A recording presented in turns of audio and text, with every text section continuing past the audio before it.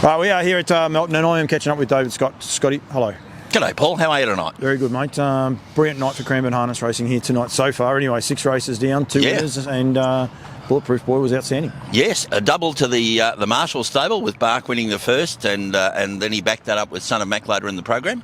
And of course, yes, as you say, Bulletproof Boy was an unlucky third in the first race as well. Must be good for you coming here representing Cranbourne. I mean, you love the trots anyway, you love racing, you're a breeder. That's one of the reasons I want to get you on. But, you know, it's something you've been very, very passionate about, the Cranbourne Harness Racing Club, and it's not just you, there's been so many people behind, but to start seeing the fruits of, you know, long-term planning really come to fruition. Yeah, and you've hit it on the head. We, as a club, embarked on the training centre project some 10 years ago now, 12 years ago, in fact. And to have built the horse population we have down there is terrific, and to have the success we're having is terrific. Tonight, I think Son of Mac's win takes us to win 496. Right. So we're closing in rapidly on the 500th winner out of the centre, and we're thrilled with that result. Did you have a goal when you started? Like we opened with 46 boxes, and our primary aim was simply to populate our local fields as often as we could. We recognised that the tyranny of distance and traffic would preclude us from growing our racing product down there without doing something in the order of along the lines of the training centre. You come from a different walk of life, and one of the reasons I wanted to get you on the live show was about the new racing calendar which we're about to embark on. Mm-hmm. But I want to make sure people are aware of it. One, you're a passionate club administrator, and one of the reasons this interview is going 45 minutes later is because you joined in the festivities when the winners get there. I did get a little caught up in Son of Mac's win. I apologise. No, it's okay. But you have an honest love for the racing game. I do, yeah. You're also a breeder. I am. You breed to sell, but you breed to race as well. Yes. You have a love of the square gator, I would say. I mean, you love the sport, but square gator... Square gator in particular, yeah. And then, like now, as a club administrator, so you wear quite a few hats. Mm-hmm. And I suppose one of the chats I wanted to have to you was about the new racing calendar. But it's also the challenges, if you like, of the industry, and one of the things that we have. And you mentioned it there before, the travel for Cranbourne and Warragul, and to be able to get people down to the southern part of Victoria, and to be able to keep racing going there. And then it comes a little bit from that passion that you have for the industry. Yeah, look, we've got a wonderful committee down there, strategic thinking committee, and we've had 2 pillars to our growth strategy over the years. One, the training centre, and the second, a Sunday race strategy or a weekend racing strategy that takes us into an area where we can expand our catchment area, and we feel that racing on a weekend gives us that opportunity to bring participants across town where they otherwise mightn't travel down to race with us on a weeknight. Right, we'll start with that racing calendar. Lots been said about it. I love it. And I love it not because I side with anyone. I'm going to New Zealand the 4th of July, but I'm going to be able to tell people where the races are. Because the calendar's done, I just have to know the day. Once I know the day, I'll know where they are. If it's with the exception probably of Kilmore and Ballarat on Thursday, but I can say they're either Kilmore or Ballarat, like depending on how good you go on Melton and Geelong. So correct. We sit just a little to the side of that. On a Sunday, people may have a misconception that we're going to race every Sunday. We're not. We're racing on 31 Sundays, but we are racing exclusively on Sunday, Saturday for our Cup. And a Good Friday meeting. And a couple of tri-code meetings, I think. Or was that right? Dual code meetings on Good Friday and one at the end of December on a Saturday night. Yeah, which are important for a different side of things. And we'll touch on those in a sec. But the Sunday racing, where it fits. Now, there'll be some people hopefully watching this from interstate and they'll be like, why do Cranbourne want Sunday racing? It's one of the issues with Sunday racing. Staff have to be paid double time, triple time, depending on what they have. Why are you guys so keen on the Sunday racing? Well, it's simply to expand our catchment area. And yes, that comes with its challenges, and we're fortunate in the sense that we have secondary income streams that make us a financial club, and we can bear the impost of racing on a Sunday because it's not cheap. No. No, and that's and someone has to do it. So someone has to do it, and we're in a position to do it, and it makes sense for us to do it from a club perspective. The industry talk about betting turnover, and it's a dirty word, and try and do it elsewhere. We can't do it. We can't have this industry without it and race for good prize money. We can do it and not have great prize money, but prize money is what drives. Yeah. Does it work for you guys as far as TAB turnover these Sundays? Our strongest performance over a week is on Sunday, Yep. and that simply comes to there's a smaller market of punters that want to bet on a Sunday night, but we are strongest in that slot of any of the clubs that race on that slot, and we're certainly stronger as a club on Sunday night than we are on any other night of the week. So you guys obviously are more than happy to race on a Sunday. What about yourself personally? Oh, look, yeah, I love it. I mean, we'll race 34 meetings this year, 31 Sundays. Linda will probably say, well, you might take one or two of those off, but I'll be there most Sundays. I feel for our general manager, Cam Gallagher. He's obviously going to bear the brunt of that weekend experience, but we're working with him to try and afford him some relief throughout the year on that front. The world's changed. I mean, Sunday's off. That's nearly gone nowadays. That does change, although it is still quite a day. One of the things I did was remiss, I would say, about these people that perhaps watching interstate and unaware, one of the big killers you guys have of getting people there, and it is one of the things that deters myself and Marie and Bendigo to travel to Cranbourne. It's not the distance, because it's an hour and 45 to 2 hours on a good run. But weekdays, you're asking for trouble on those good runs, aren't you? You travel through peak hour through the Burnley Tunnel, and it can be horrendous. We recognise that horsemen don't want to be stuck in the tunnel with 3 horses on a float that are getting agitated. Yep. So it makes sense on so many levels for us to race Sunday. Yeah. So the clubs, you're happy with it? Happy. Yep. With the fixed calendar across the board, as an administrator, do you think it's good for the industry? Well, I understand that we've got to do something in terms of a generational change, not just change at the edges. And if the fixed day racing drives increased wagering, then that'll be a great outcome. We won't, of course, know those results for some months or even a year or two, but I think the industry's in such a position that we need to make some sort of step change, not just change at the edges, as I say. Do you feel for some of the clubs that perhaps aren't getting their wishes and that? I do, and I can empathise with them. I think HRV has gone some ways to easing that damage or the impost on some clubs with a couple of iterations of the calendar.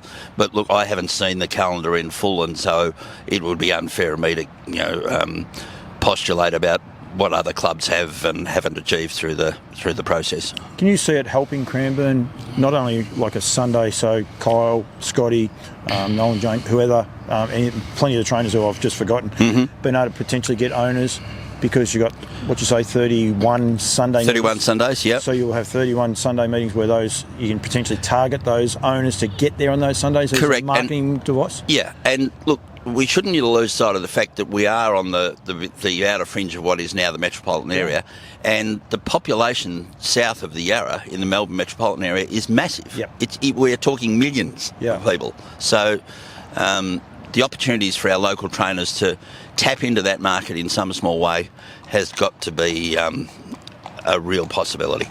Does it work with the gallopers as well? Will it make we do get a bit of crossover actually in ownership from thoroughbreds to harness. So yes, we also look at dual promotion, where a member of one club can be a member of the other, and visit each of the race meetings, be at thoroughbreds on a Friday night or ourselves on a Sunday night. The working relationship with the thoroughbreds, the greyhounds have gone. I don't think they're... Well, no, the Greyhound Club is still in existence, but they're... the track itself is missing it. they haven't raced for some time and are exploring the replacement of their track at the moment. So that's where the Greyhound Club sits at the moment, but they are still an active member of the racing precinct. And you have trios. Correct. The Thoroughbred Club, the Greyhound Club and the Harness Club own a sports and entertainment centre called Trios that provides a significant secondary income stream. Cook a mean meal and I'll get a free one next time I come there. Palmer on me. But also Southside Racing. Now, anyone's not aware, that is actually Cranbourne and Mornington have joined forces. No, Cranbourne and Pakenham. Pakenham, sorry. Have joined forces.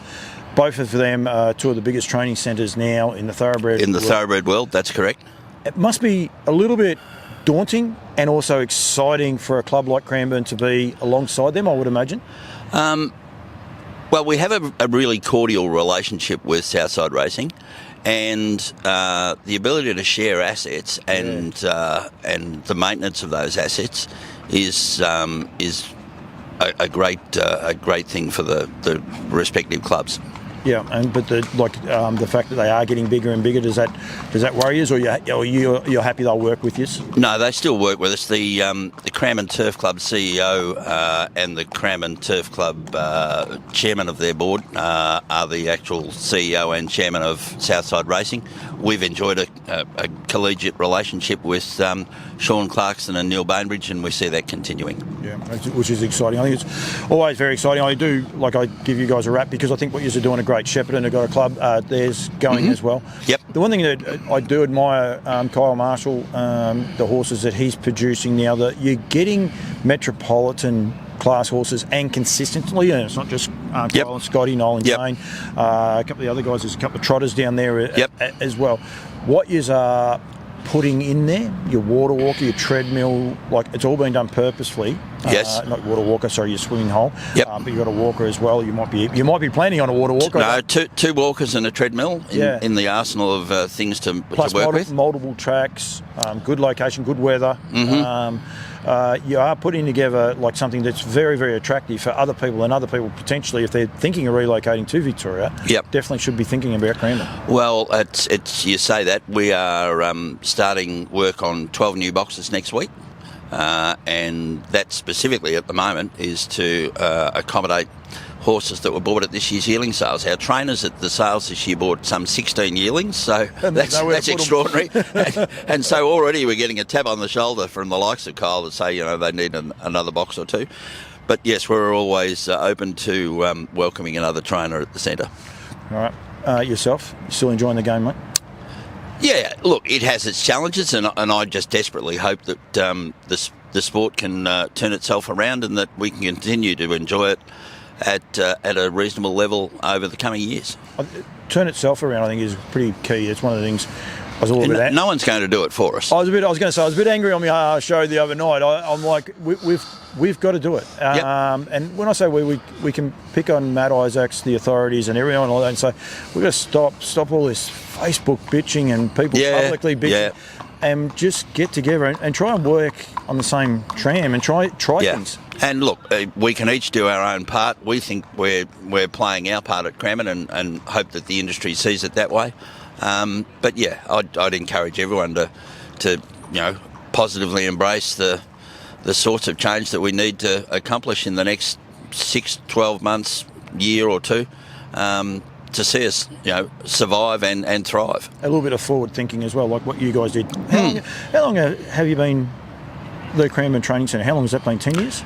2012 we opened, September 2012. Yeah, so I mean, forward thinking, thank goodness you have, because you've got trainers there and you've got some horses. You look at tonight's racing, as you said, 2 winners have already come out of here, plus two winners, 8 runners on the night. Last Sunday at Cranbourne we had 15 runners from the centre that filled our fields at Cranbourne, and 15 runners of itself, you might say, well, it's not all that many, but it puts 2 horses in 8 races and possibly takes you from a 6 or 7 horse field to each way betting and everything. That's exactly. If the punter wants to play the exotics, then your first 4 can make sense in a 9 horse field, doesn't make a whole lot of sense in a 6 horse field. No, we need to definitely do that.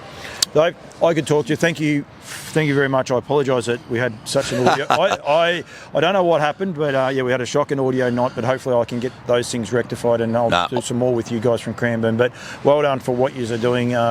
Good luck with the new calendar. 1st of July it starts, 31 meetings. Sorry, very, very quickly, you've got 2 dual code meetings. 2 dual code meetings. Huge. One of those is Good Friday. One is Good Friday. The other is Saturday the 28th of December, which we run as a kids' night out for both codes. We run our cup on a Saturday night the week after the Hunter Cup, and then the balance of our calendar is taken up with 31 Sundays throughout the year. Those dual code meetings, though, they're so important. They're so huge too, as well. And they put a whole different set of eyes on our product. Not all together eyes that wouldn't otherwise watch us, but having 3,000, 4,000, 5,000 people on course, it's just wonderful for our participants, the club, and the industry. Yeah, and the industry. Yep. I think so too. It gets put on the main stage, and might even get a sneaky harness horse get on racing.com when they're not thinking about it. Yeah, I hope so. Very good. Good on you. Thanks, Thank Paul. you very much, Dave. Well done, and keep up the great work, mate. Thank you. All right, thank you.